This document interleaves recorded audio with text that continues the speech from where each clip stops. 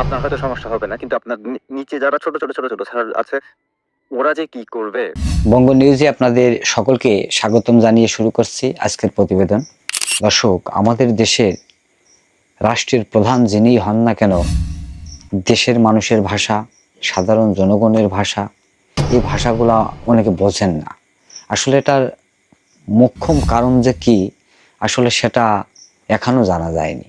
মানে আমাদের দেশে যখন সরকার প্রধান ক্ষমতায় আসে ঠিকই জনগণের মতামত নিয়ে, কিন্তু চারিপাশ যখন অন্ধকার হয়ে যায় তখন কিন্তু তিনি বুঝতে পারেন না।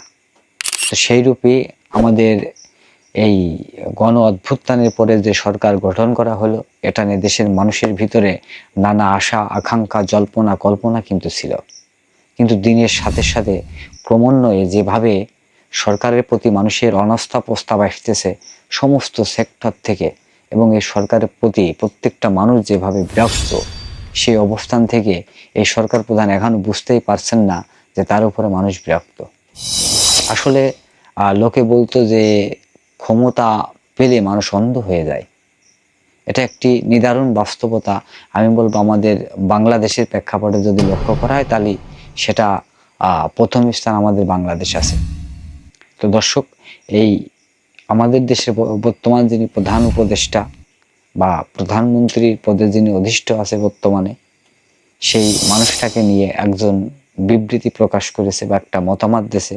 আসলে ওনার প্রশংসা করলো, ওনাকে সতর্ক করলো, নাকি থ্রেট দিল, সেটা আসলে বুঝতে পারলাম না। তো চলুন আমরা কথা না বাড়াই সেই বক্তব্যটা শুনে আসি। গ্রাউন্ড লেভেলের মানুষ, আপনার লেভেলের না, আপনার থেকে অনেক লোয়ার লেভেলের মানুষ, বুঝছেন স্যার? তো এরা বাংলাদেশে নাকি সংখ্যায় অনেক বেশি। এরা যে কখন কি করে বসে, আমি আপনার ভালো চাই স্যার। সেই ভালো চাওয়া থেকে বলছি, আমি জানি কিছু হবে না, আপনি কোনো না কোনো একটা ব্যবস্থা করেই ফেলবেন। আপনি তো অনেক বড় মার্কেটার এবং শান্তিতে নোবেল পুরস্কার জয়ী মানুষ, আপনার মাথায় অনেক বুদ্ধি। তাও প্ল্যান জি হিসেবে বা প্ল্যান এক্স ওয়াই জি হিসেবে আপনি কোনোভাবে একটা স্কেপ প্ল্যান করে রাখেন সবাইকে নিয়ে।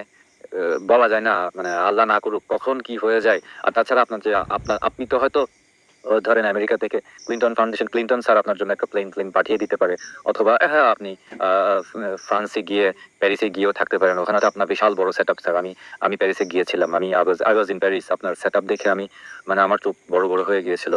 রিগার্ডলেস আপনার হয়তো সমস্যা হবে না, কিন্তু আপনার নিচে যারা ছোট ছোট ছোট ছোট স্যার আছে ওরা যে কি করবে। কারণ তো দর্শক, আপনারা এই কথার সাথে কতটা একমত বা কতটা যুক্তিক আছে এর কথার, আপনারা তার উপর একটা মতামত দিয়ে যাবেন এবং এই সরকারের প্রতি আপনাদের নিজস্ব মন্তব্য আপনারা পোষণ করতে পারেন।